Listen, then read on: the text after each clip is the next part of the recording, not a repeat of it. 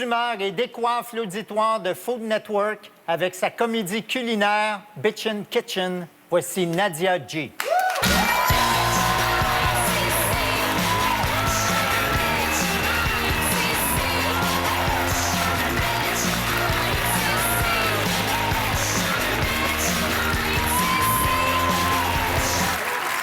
C'est beau, les couleurs complémentaires.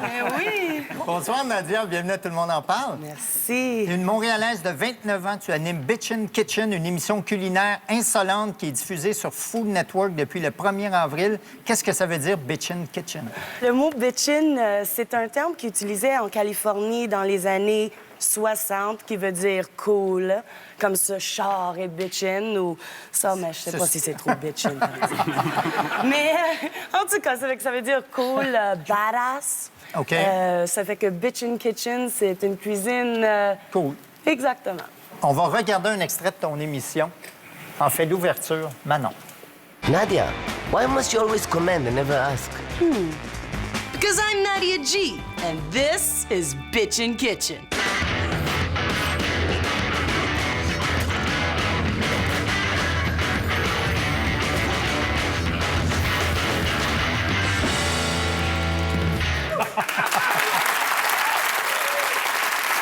Nadia, tu fais des émissions thématiques où tu proposes, par exemple, des recettes pour quitter son chum, se remettre d'un lendemain de veille ou cuisiner en temps de récession. Ça te tentait pas de faire une simple émission de cuisine comme tout le monde, puis de faire amazing ou yummy à chaque fois que tu oui. goûtes quelque chose?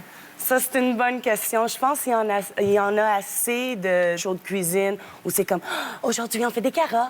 On va couper la carotte. Regarde la belle carotte. Elle est bonne, la carotte. » Non, ça ne me tentait pas de parler de la carotte pendant 30 minutes. Puis, je viens d'une famille italienne. Ça fait que pour nous, si t'es content, il y a de la lasagne. Si t'es pas content, la lasagne. Ça fait qu'on s'exprime avec la bouffe en termes de sentiments. Puis moi, j'ai pris ça puis l'amené à un autre niveau avec les recettes pour des thèmes de la vie. Moi, je suis un peu troublé. Je sais pas si c'est toi ou si c'est le caméraman, mais il y a quelqu'un qui sent bon à côté de moi. Là. OK. Oui? Oui, OK. oui. Ça sort peut-être de ton costume. C'est non, c'est... Jean-François, t'es pas habillé pour cruiser, pas tout. Je veux juste te le dire. Tu disais que tu viens d'une famille italienne de Saint-Léonard. Est-ce que ta mère et tes tantes ont flippé lorsqu'elles ont vu ton émission la première fois? Ah oui, c'est sûr. Et ils sont tellement contents. Parce que moi, j'ai commencé sur le web. Ça fait qu'expliquer à maman et papa, à la famille, je fais des jokes sur l'Internet. Oui, ça, c'est... Oublie ça, là. Ils n'utilisent pas l'Internet, hein, famille. Ça fait que avec le show de cuisine sur la télévision et le livre de cuisine, c'est quelque chose qu'on connaît, on peut toucher. Puis, wow, they're Oui, ecstatic. puis c'est un beau livre de cuisine. Merci. C'est un magnifique livre de cuisine. Il y a des vraies recettes et des vrais gags. Dans la presse, la journaliste Isabelle Audette te qualifie de Guilla Lepage au féminin, avec des talons de 3 pouces et des armoires dont la couleur change selon la teinte de son vernis à ongles. Est-ce que c'est un compliment, ça? Eh oui, c'est tellement un compliment. Comme j'ai dit, l'humour, c'est très important pour moi. Puis quand ça fait quelques années, Rock et Belles Oreilles, c'était un de mes préférés. T'étais pas les là-dedans, sketchs. Non, toi, t'étais pas là-dedans. Toi, t'étais pas là-dedans. C'est lui qui était là-dedans. Exactement. Ça fait que... Mais ça fait longtemps que je rentre plus dans des robes de cette grosseur-là, C'est ça. par contre. Mais Ouais, ça, c'est c'est déjà vrai. arrivé il y a quelques années. Oui. Tu arbores un look de pin-up punk rock et tu te fais un devoir de toujours cuisiner en talons hauts. Pourquoi? Parce que c'est plus facile d'accéder aux armoires d'en haut. Ah, ben, c'est sexy. J'aime ça me habiller quand je sors. Puis si je vais être sa télévision... Moi aussi. Toi aussi. ça, on va s'habiller. Sa télévision, c'est sûr. Dans les dernières années, on a beaucoup misé sur le look rockstar des chefs. La question qui tue.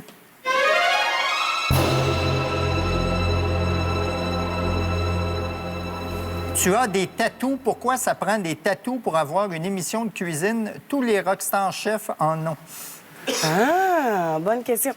Parce que si tu peux prendre the pain d'un tatou, c'est plus facile peut-être de prendre the pain d'être dans une cuisine et de cuisiner sous pression, peut-être. Ricardo, il n'y a pas de tatou, lui. Non, Non, il y a des piercings. J'ai vu ses piercings. Quand les cuisiniers professionnels voient ton look et ton humour, est-ce qu'ils te considèrent comme un chef d'égal à égal? Ah, ça, c'est une bonne question. C'est toutes des bonnes questions. Je sais bien. Ben, j'ai fait une compétition au Mexique avec des autres chefs célèbres du Food Network Canada. Puis, je pense au début, ils n'étaient pas trop sûrs parce que le monde, c'est différent. Il y a les chefs, puis il y a des cooks. Moi, je suis un cook. J'ai jamais travaillé dans un restaurant, puis je le ferai pas non plus. Ça, c'est un monde différent. Mais, en même temps, je trouve que la cuisine de ma mère, de ma grand-mère, peut être égale ou mieux que de la cuisine qu'on mange dans les restaurants. Ça fait que quand j'ai allé à cette compétition-là, j'étais un petit peu intimidée. Tu sais, les gars, ils ont 5-6 restaurants. Mais à la fin de la journée, j'ai demandé à l'hôtesse c'était quoi le plat, puis j'ai venu deuxième. J'étais c'est deuxième. C'est bon. Pas pire, deuxième, hein? Il va falloir en ouvrir un restaurant. Oui, Éventuellement. peut-être quelqu'un d'autre could run it, mais... Une chaîne. Non, mais quelqu'un d'autre, tu sais, j'écrirais les recettes, hangout là, checker, mais c'est fou. Le restaurant, c'est comme l'armée.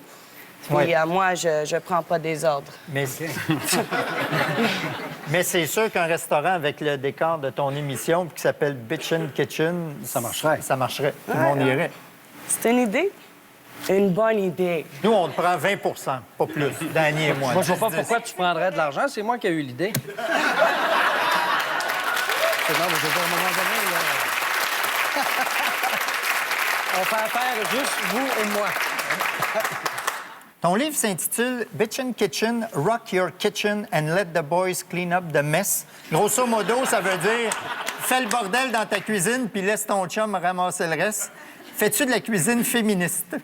Ah, oui, effectivement, oui, j'en fais. Je trouve que avoir une attitude fierce, c'est une bonne influence pour les jeunes femmes aussi. Puis, post-féministe, on peut appeler ça comme on veut, mais moi, je viens d'une génération, je pense que les femmes ont dit qu'est-ce qu'on veut, puis en cuisine, et le boys clean up the mess, c'est sûr. Bitchin' Kitchen, c'est aussi une boutique virtuelle. Sur ton site, tu vends des T-shirts, des gants, des tabliers au motif léopard. Est-ce que tu es nostalgique des années 50 que tu n'as pas connues? Ah, c'est... Bonne Bonne question! C'est une bonne question. Oh non. Des années 50, oui, mais check, on va regarder ça en personne. J'ai amené un petit quelque chose pour toi, Pas un Danny. costume, toujours. Oh, j'en avoir deux en costume! Oui. Donc, je vous donne ça et tu me laisses savoir si ça fait 50 ou quoi. C'est un petit... Ça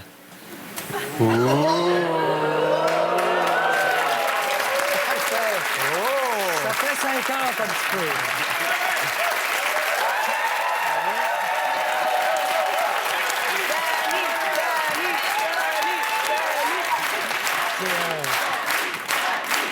Non, mais gars, c'est... Danny, en bédaine. Puis nu fesse en arrière. Avec un petit peu d'huile d'olive pour le shine. Merci beaucoup, je vais le donner à mon épouse.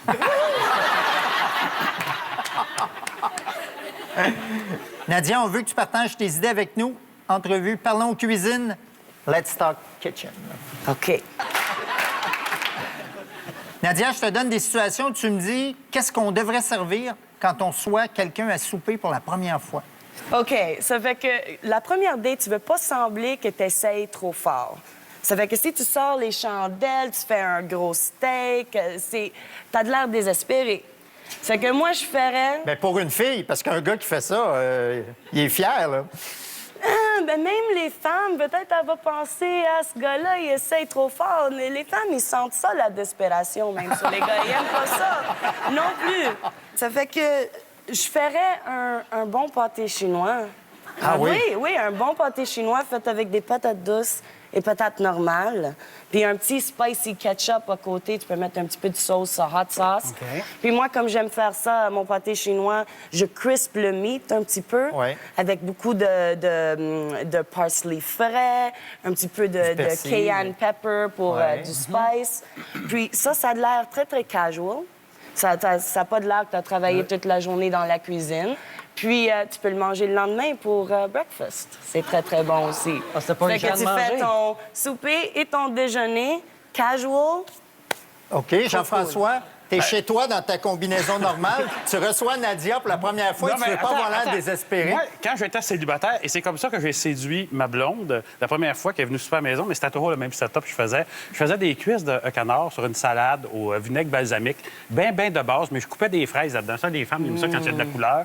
Tu sais, j'achetais des salades chères, là, tu sais, du radicchio, Ouais. puis des affaires de même, des endives. Mettais ça là-dedans, puis c'est sous vide. Fait que tu le mets ça sur une tôle à biscuits, ça prend 15 minutes, puis t'as de l'air de... T'as quand même fait de quoi de bon, là. T'as une salade tiède, puis tout, puis t'es pas pogné avec plein de vaisselle après qui Ouais. fuck le mood un peu. Alors, remarque bien que quand t'amènes une fille chez vous pour souper, t'as déjà une bonne partie du problème de résolu. Mais en tout cas, c'était ma façon de pas l'échapper trop souvent. Ah. Ça, c'est une bonne recette. Ça, la puis mon salade. costume de Spider-Man. Nadia, qu'est-ce qu'on mange quand on est tout seul devant la télé? Ah, OK. Tu veux quelque chose qui est facile à tenir dans les mains? Oui. Tout seul, Jean-François. Mais lui, peut-être, il tient des affaires dans les mains tout seul. C'est ça.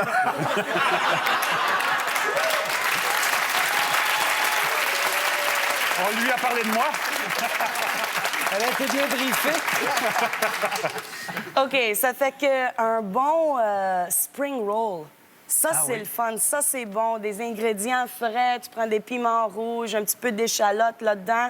Fais cuire vite un morceau de steak ou des asperges. Tu fais une sauce beurre de peanut, un petit peu de vinaigre balsamique, un petit peu d'eau pour emulsify. Oui. La lime. Émulsionner, puis là, tu- Dip that inside. Là, tu roules. Exactement. Vous roulez ça, puis tsakata. Tabarouette. Qu'est-ce qu'on devrait servir quand on se sent déprimé? Déprimé, il y a deux affaires qui est bon. Premièrement, les piments forts, parce que le corps interprète ça comme du pain, comme de mal. Ça fait que tu as une shot d'endorphin. Ça fait que tu te sens meilleur. Ça fait que n'importe quoi épicé, tu peux faire une petite pasta vite avec des piments broyés, de l'huile d'olive de bonne qualité, de l'ail, puis le chocolat. Le chocolat, c'est prouvé de lever l'esprit, ça c'est sûr. It produces dopamine. Ça fait que une petite fondue. Moi, j'aime ça, la fondue avec des chips salés, c'est vrai. Des chips nature ou des pretzels. Dans la avec fondue. une bonne fondue au chocolat, c'est délicieux. Je file pas, je vais me faire une fondue avec des chips, Jeff. C'est parfait si t'es déprimé. Qu'est-ce qu'on devrait servir quand on reçoit quelqu'un qui aime rien? Qui aime rien. Beaucoup d'alcool. Simplement. Qu'est-ce qu'on doit servir quand on soit plein de monde de toutes sortes de religions? Ouf, de toutes sortes de religions. Donc, ils ont OK. plein de choses qu'ils ne peuvent pas manger. Oui, OK. Mais c'est pas si difficile que ça, parce qu'effectivement, les religions, ils mangent pas le porc ou ils mélangent pas le lait avec la viande. Une fois d'alcool. C'est ça. Fait que l'alcool, ils peuvent boire ou pas boire. Moi, je recommanderais le canard. Le canard, parce Le que... canard de Jean-François. Exactement, parce que le canard, tu peux avoir un beau morceau de prosciutto de canard fumé. Ça fait que tout le monde peut manger ça, puis c'est délicieux. Puis, that's it. Facile. Nadia, c'est un plaisir de te recevoir. Est-ce que tu restes avec nous? Oui. Merci.